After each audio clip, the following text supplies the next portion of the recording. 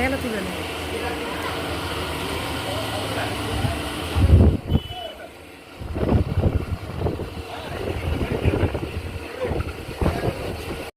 তখন দিনেমানদের সময়, তারপরে সেই সময় শাসন, দিনেমানদের শাসন ছিল। তারপরে এলো এখানে ব্রিটিশরা এলো, এসে কেরি সাহেবের যেখানে আমাদের শ্রীরামপুর কলেজ হয়েছে, ওই কলেজের জঙ্গল পরিষ্কার করতে করতে একটা জৈন মন্দির পায়।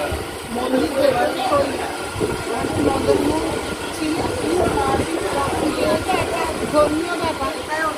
তারপরে ওরা ইংরেজরা করতে পারবে না, সেই সময় আমাদেরটা ট্রেন চলে এসেছে।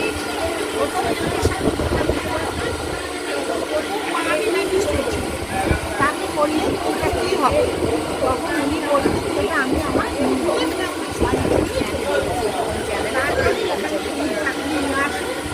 উনি রাখেন। পরবর্তীকালে এখানে রাধারানী প্রতিষ্ঠা হয়।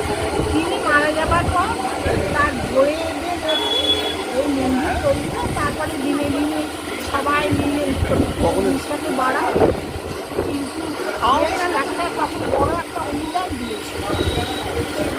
ব্রিটিশরা এলো, সেই অনুদানটা তারা বড়। এবারে এইটা এটা আমাদের নিজস্ব থাকতো, কোনো ট্রাস্টি নিজেরাই সেটা, তার মধ্যে জামাইরা, তারপরে আমাদের তো 3 ছেলে 3 বউ, নাতি নাতনিরা, তারপরে 3 জামাই 3 মেয়ে, তারাই এই সব রক্ষণাবেক্ষণ করে। এই যে বিশাল আজকে জন্মাষ্টমী যেটা উৎসব হচ্ছে, সেটা আমার জামাই অঞ্জন মুখার্জি পুরোটা এটা করে। যেমন রাস হয় পুরোটা আমার বড় ছেলে করে, দড়িটা পুরোটা আমার ছোটো ছেলে করে। এইভাবে এটা হয়ে আসছে, এটা কোনো ট্রাস্টিং ব্যাপার, পুরো নিজস্ব।